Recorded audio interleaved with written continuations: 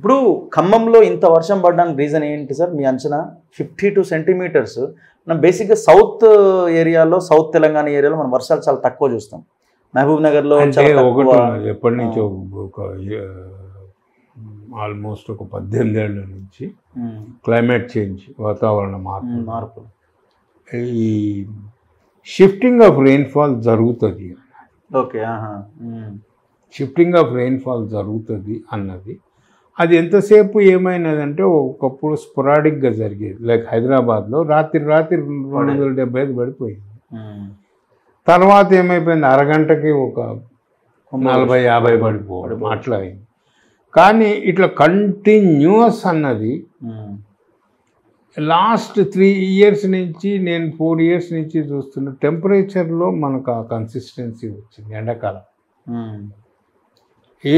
ఇప్పుడు ఒక 5 ఏళ్ల కిందట పోతే 40 degrees ఒక వారం రోజులు ఉన్నది. 6 ఏళ్ల కిందట పోతే మేబీ 4 ఏళ్ల కిందట పోతే ఏమైంది, 42 వారం రోజులు ఉన్నాయి. ఇట్లా పెరిగింది, స్ప్రెడ్ అవుతుంది, అంటే ఎక్కువ రోజులు ఉంటుంది. డేంజర్ ఏంటంటే ఒక రోజు పెరిగి ఇట్లా దిగితే ఏం కాదు, పెరిగి ఇట్లా అడ్డంగా పోతున్నది అని అంటే ట్రెండ్ క్రియేట్ చేస్తుంది. మొన్న ఎండలు కూడా మొన్న ఎండలు 44, 45 ఇట్లా పోయి ఢిల్లీ 53. మరి అది ఎన్ని రోజులు ఉంటాయి? ఒకటి ఇప్పుడు చిన్నప్పుడు మనకు చెప్తురు ఆవిరి అవుతుంది వస్తుంది అని, మరి ఆవిరి కాదా, కిందికి రాదా? మరి దీని గురించి యూనివర్సిటీ స్టడీస్ చేయవా? బెస్ట్ నేను చూసింది ఏంటంటే జర్మనీ.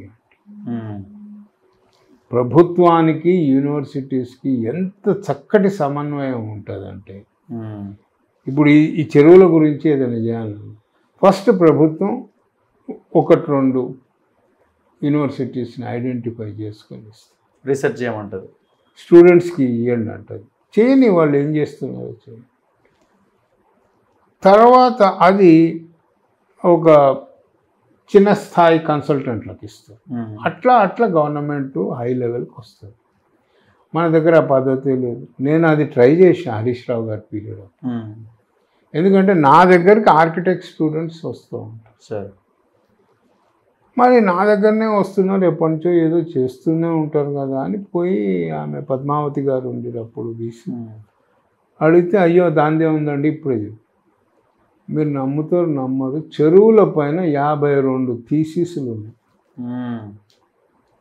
నువ్వు ఏ కన్సల్టెంట్ని పెట్టుకొని అక్కర్లే, 52 చెరువుల మీద నీకు మంచి రిపోర్ట్ స్టూడెంట్ చేసి పెట్టినారు.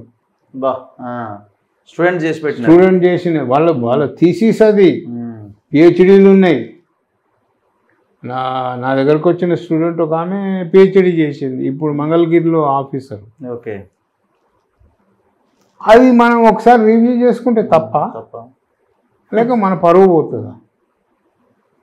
నేను ఆయనని పిలిచి ఆవిడని ఒప్పించి ఒక ½ డే వర్క్షాప్ చేద్దాం సార్, మీరు వచ్చి ఒకసారి చూస్తే మీకు కాకతీయ మిషన్లో ఎంతో పనికి వస్తుంది, స్టూడెంట్స్కి ఎంకరేజ్మెంట్ ఉంటుంది. మాసాబ్ ట్యాంక్ మీదుగా పోయినాడు కానీ ఆయన రాలేదు వర్క్షాప్. ఏం చెప్తారు? మిషన్ కాకతీయ అని గ్రామాల్లో ఉన్న చెరువులు ఆడాడ మట్టి తీసారు కానీ హైదరాబాద్లో ఉన్న చెరువులను పట్టించుకోలేదు. ఇవేమో అదే అప్పుడు ఏమన్నామంటే ఒక 1 డే వర్క్షాప్ చేశారు ఆయనతోటి MCHRDలో January 9th, 2015. తర్వాత ఆయన పాపం బాగా ముందుకు వచ్చాడు. ఇక్కడ రంగనాథం చెరువు ఇప్పుడు మాయమైపోయింది.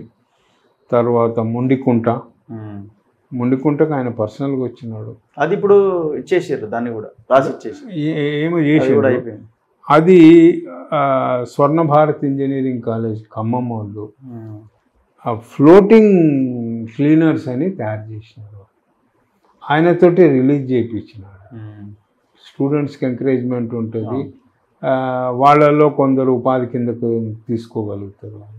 అసలు ఏం పట్టించుకోరండి, అంతా కాంట్రాక్ట్ సిస్టము, ఇచ్చేయాలా పైసలు వచ్చేయాలి. ఇప్పుడు రాబోయే రోజుల్లో ఈ ఖమ్మం లాంటి ఉపద్రవాలు మనం చూడబోతున్నామా? ఇంకా ఎక్కువ చూడబోతున్నాం. జిల్లాలతో సంబంధం లేదు, ఈ జిల్లాలో పడదు, ఆ జిల్లాలో పడదు అన్నది. ఎందుకనంటే మనం జిల్లా వారీగా అంత అధిక క్షుణ్ణంగా అధ్యయనం కూడా చేయడం లేదు కదా. ఇప్పుడు మహబూబ్ నగర్ ఎప్పుడు కూడా ఏమంటారంటే కరువు ప్రాంతం, కరువు ప్రాంతం. అయ్యో, మహబూబ్ నగర్లో చూస్తే ఒక్కొక్కటి పాత చెరువులు, మహబూబ్ నగర్, పాత మహబూబ్ నగర్ దాని చుట్టుపక్కల చూస్తే 8,000 చెరువులు. మరి ఎట్లా కట్టిండ్రండి వాళ్ళు? నీళ్ళు ఏం లేకుండా అయితే కట్టరు కదా.